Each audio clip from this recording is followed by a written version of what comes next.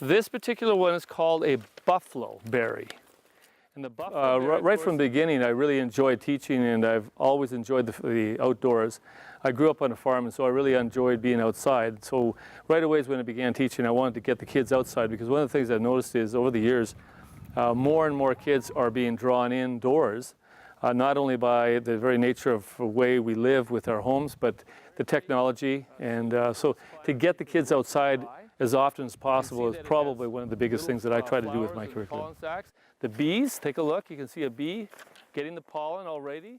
Well, one of the good things about having a school here in Brant is that it's, as a rural community, you have access to a lot of different outdoor education programs where you can just take the kids out to a wetland and monitor not only the invertebrates, but maybe measure some pH and measure some temperature and other aspects of the wetlands.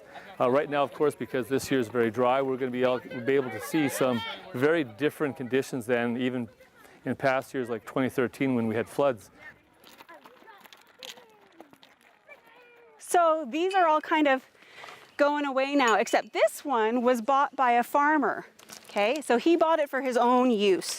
And I much more prefer to try to have things as real life as possible so that kids can experience things and actually see how it fits into everyday life and things like that.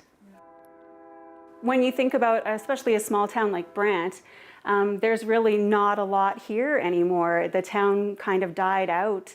And so when the kids come to school here, they have no idea what this town was like in those early years when the settlers were coming through that really started things going in this area.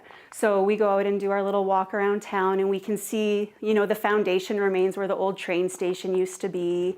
And we can see where we used to have, you know, 5 grain elevators, and now there's only 1 left. And I mean, that's really what social studies is as well. It's not just the history of the area, it's just understanding how society functions and how we relate to society too. So, yeah. We came out and we're taking a look at... Well, the value that they have to come out to a wetland is to not only come outside and, of course, enjoy a beautiful spring day on April 11th, but it's also to be able to understand the biodiversity that's really, really important in these different pond and wetland ecosystems here on the prairies.